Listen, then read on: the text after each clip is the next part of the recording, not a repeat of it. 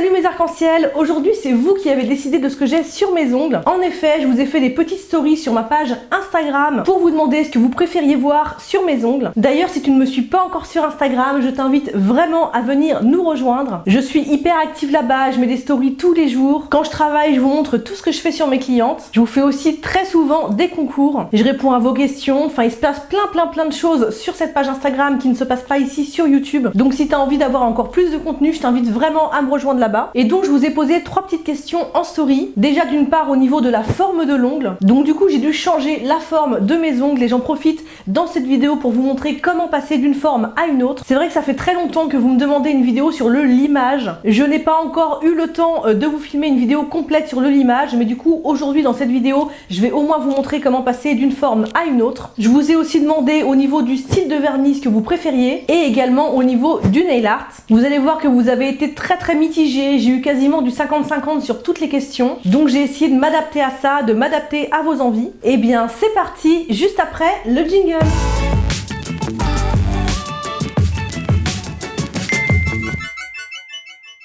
Donc mon ancienne pause a maintenant 4 bonnes semaines, il est vraiment grand temps de la changer. Si ça t'intéresse de savoir comment j'ai fait cet effet contouring nails, j'ai bien sûr fait un tuto en vidéo et je te mets le lien de cette vidéo dans le petit et dans la barre d'infos comme d'habitude. Grâce à la magie du montage, je vais retirer tout ça en une seconde et hop, c'est fait. Tu peux voir que mes ongles sont bien brillants, c'est normal, c'est parce que j'ai fait ma dépose et mon soin la veille du moment où je tourne ces images. Si tu veux savoir comment je procède, j'ai fait une vidéo très récente sur ma chaîne où je montre exactement comment je fais ma dépose et comment je fais mon soin. Donc en story Instagram, je vous ai demandé si vous vouliez que je garde une forme amande ou que je passe en forme coffine. Il y a eu une faible majorité qui m'ont demandé une forme coffine, donc je vais en profiter pour vous montrer comment passer d'une forme amande à une forme coffine. Je vais garder mon petit soin sur les ongles le temps de faire le limage, mais bien sûr, pas d'inquiétude, je vais le retirer avant de poser mon semi-permanent. Donc là, j'ai déjà fait la forme coffine sur mon pouce et je vais vous montrer comment faire sur les autres ongles. Donc pour faire une forme coffine, il faut que le bout de l'ongle soit au carré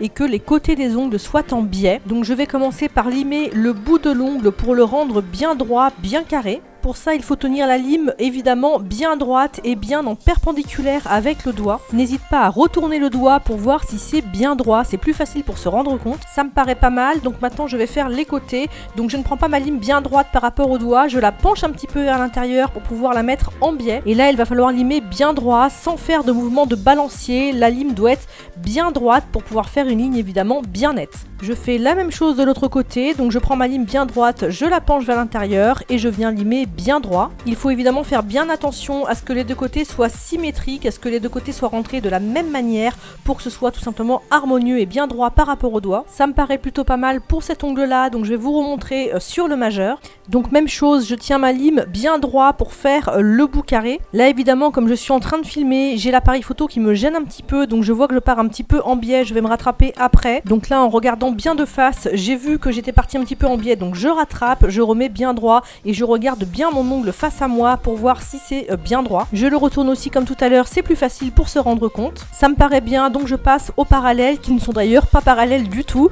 Donc je prends ma lime en biais et je vais limer bien droit sans faire de mouvement de balancier, sinon on va se retrouver avec une ballerine. Je prends la lime bien droit et je lime bien droit. Même chose de l'autre côté, bien évidemment, je prends toujours ma lime en biais et je lime bien droit. Donc pour ces deux ongles là c'est bon, j'ai fait les autres bien sûr hors caméra et je retire mon petit soin en une seconde grâce à la magie du montage. Donc ensuite je vous ai demandé si vous préfériez des paillettes ou de la couleur et comme c'était très mitigé, j'ai décidé de faire plaisir à tout le monde. J'ai fait ma préparation et mon vernis hors caméra, mais tu trouveras sur ma chaîne plusieurs vidéos où je montre comment je procède. Donc là j'ai décidé de poser une nouveauté Nails Company, le Showglow numéro 103 qui est sublime. C'est un de ces vernis à la mode avec des paillettes réfléchissantes qui changent selon les lumières. Et le très beau rouge sur mes autres ongles, c'est la référence Venezia de chez Lova Nails. C'est une petite marque française que je suis en train de tester. Je vous en parlerai bientôt pour vous donner mon avis. Mais si ça vous intéresse, j'ai un code de réduction sur la marque. Je vous le mets bien sûr dans la barre d'infos de la vidéo. Ensuite, je vous ai demandé si vous vouliez un nail art et évidemment, vous avez été une très grande majorité à me dire oui. Et je vous ai proposé soit des fruits, soit des fleurs. Et comme c'est presque du 50-50, j'ai décidé de faire un petit peu les deux. J'ai décidé de faire une composition avec une grosse fraise ouverte et des petites fleurs de fraise. Donc pour permettre permettre à mon motif de bien accrocher, je vais d'abord poncer un petit peu la surface de l'ongle pour le rendre mat. J'utilise mon petit bloc polissoir de chez Body Artist, le lien est en barre d'infos. Je dépoussière avec ma petite brosse en silicone de chez Brillbird. Pour bien dépoussiérer, je mets un petit coup de spray d'alcool et je passe un petit coton sec pour retirer l'excédent. Et pour faire mon motif, je vais comme toujours utiliser des gel paint. Quasiment tous mes gels pour le nail art viennent de chez Brillbird. Je vous ai présenté cette marque récemment sur YouTube et je vous glisse un petit code de réduction dans la barre d'infos. Donc j'ai utilisé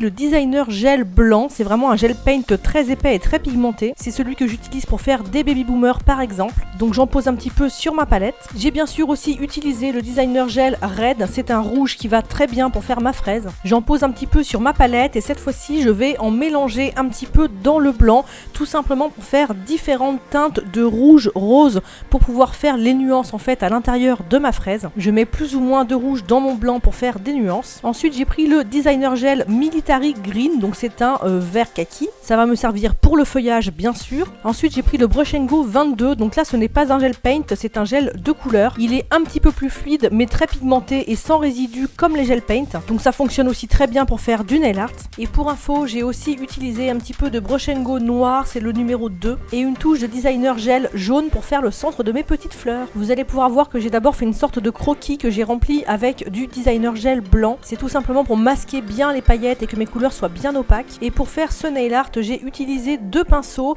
Le Shadow Art de chez Brillbird, c'est un pinceau avec une pointe fine et un corps large. Ça me permet d'aller plus vite quand je dois, comme ici, remplir une forme. Et il me sert aussi, vous allez voir ça un petit peu plus tard dans la vidéo, à dégrader mes gel paint ou à faire des petites ombres. Et l'autre pinceau, c'est un pinceau fin de détail et ce pinceau là tu peux le trouver dans mon shop Amazon dont le lien est évidemment en barre d'infos. Je vous ai bien sûr mis toutes les images qui suivent en accéléré parce que j'ai mis plus de 4 heures à faire ce nail art. Donc bien évidemment je ne vous ai pas fait une vidéo de 4 heures parce que sinon ça serait inregardable. Et comme je vous ai donné toutes les infos indispensables, je vais tout simplement vous laisser le plaisir de regarder les images parce qu'elles parlent d'elles-mêmes. Restez bien jusqu'au bout de la vidéo pour voir le résultat. J'espère qu'il vous plaira, en tout cas moi je suis contente du résultat. Du coup je vous laisse là, mais ne pars pas sans me laisser un petit j'aime, un commentaire et sans t'abonner à la chaîne. Je vous fais tout plein de bisous et je vous laisse avec les images. Ciao!